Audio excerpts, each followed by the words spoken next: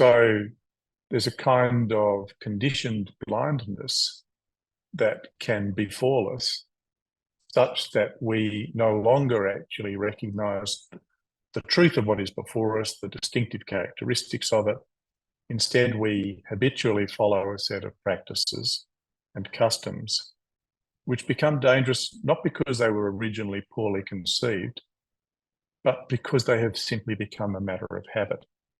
A bit like a person who habitually sort of sets off, let's suppose they're in a fitness regime and they begin a kind of walk or a run around an area, and they've picked a pretty nice route where they go down by a stream and then across a field, and then they come back to their home, and they get absolutely ingrained into this. They wake up at the same time, they pop on their shoes and off they go on this route. So fixed are they at the habit of running this course that they don't notice over time that the stream becomes polluted, that there's a vicious dog living on a corner, until something bad happens. Because they were conditioned, they didn't look at it, they were in the habit. And this is a really important distinction about the role that habit plays, because it helps to explain what is different between a moral life and an ethical life. So the core question of ethics, which is ascribed in the Western tradition to Socrates, is this question: what ought one to do? Faced with a choice, faced with a decision, whether it's about whether to buy free-range eggs when you're at the supermarket looking as to what kind of eggs to buy, those which are for the birds that wander free in the world, or those that are locked up in cages and there's a price difference from all this. That's a question: what should one do? Through to whether or not you're trying to attempt to rescue children trapped in a flood. They're in the house as the floodwaters rise, or any one of these questions. What ought one to do? It's a practical question where you need to answer questions with regard to time and pressure and all the rest. A question that's asked of every choice we make.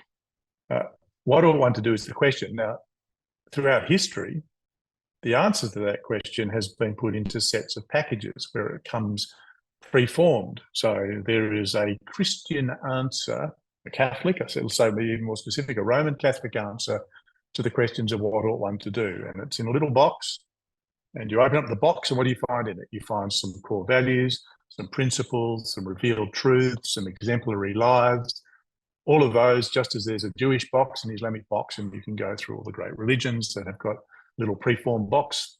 And there are philosophers like utilitarianism and other things of that kind, another little box.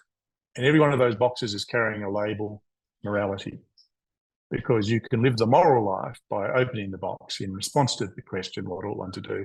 And there it's all laid out for you, which is a very helpful and handy thing. And from the moment we are born as humans, we tend to be inducted into these moral worlds through families, through churches, through communities. Now, the thing about a moral life is that you can apply those core values and principles and follow those precepts and exemplary lives merely as a matter of habit, because that's how you've been raised to do, you're conditioned to do it. So one can be habitually truthful and kind and generous and all the rest.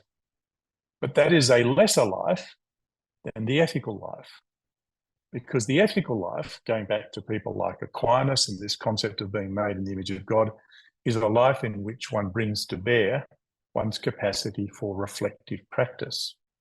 That is why the precept about the well-informed conscience takes priority. It goes back to that other claim of Socrates, that the unexamined life is not worth living. That is, that for our form of being, for the form of being in which we participate, human being, as opposed to ant being or cow being or lion being, we are distinguished by our ability to go beyond that which is driven by our animal nature, namely to act in accordance with instinct and desire.